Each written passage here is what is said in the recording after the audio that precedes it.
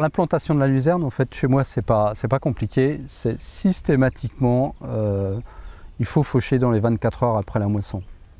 Toujours derrière escourgeon, j'ai essayé le blé, l'orge d'hiver, l'orge de printemps, le colza, mais vraiment la meilleure des cultures pour semer de la luzerne, c'est derrière escourgeon. On fauche assez tôt, fin juin, début juillet. Il reste encore un peu d'humidité dans le sol, c'est pour ça que dans les 24 heures, il faut que la luzerne soit semée. Alors pour cette parcelle, donc elle a été semée l'année dernière, le 26 juin 2018, donc le lendemain de la récolte. Alors rappelons-nous, l'année dernière, c'était une année de sécheresse, de canicule. Donc le fait, je passe 1 voire 2 coups d'échauffeur à disque et directement le semoir derrière. Surtout ne pas attendre, hein, c'est semé dans la foulée. Et la luzerne a quand même levé. Elle a été stoppée avec la sécheresse. J'avais beaucoup d'inquiétudes cet hiver. On n'a pas eu trop d'hiver, ce qui fait que tous les plants ont quand même résisté au petit froid, aux -5, -6 degrés qu'on a pu avoir.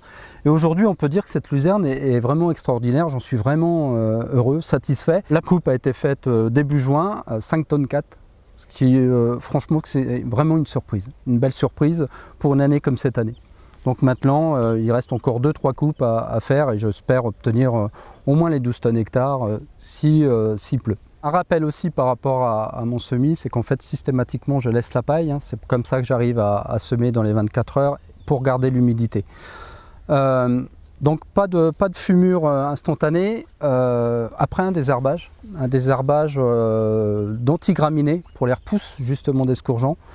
Alors vraiment des petites doses, ça suffit, ça stoppe les repousses d'escourgeon. Après, suivant les années, ce qui n'était absolument pas le cas l'année dernière, je peux avoir des repousses de colza, mais même l'année dernière, le colza a eu du mal à lever. Donc pas de désherbant antidicote, il les donne pendant l'été. Par contre, arrivé en fin d'hiver, j'ai repassé un herbicide antidicote qui fait aussi un petit peu antigraminé, donc c'est le Nirvana.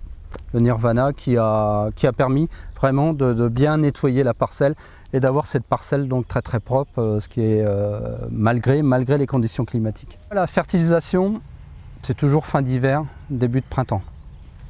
Donc que des engrais organiques, alors des composts hein, pour tout ce qui est phosphore, un peu de potasse et puis de la magnésie et beaucoup d'oligo-éléments. Après, j'essaye de trouver pareil un engrais organique riche en potasse et en soufre.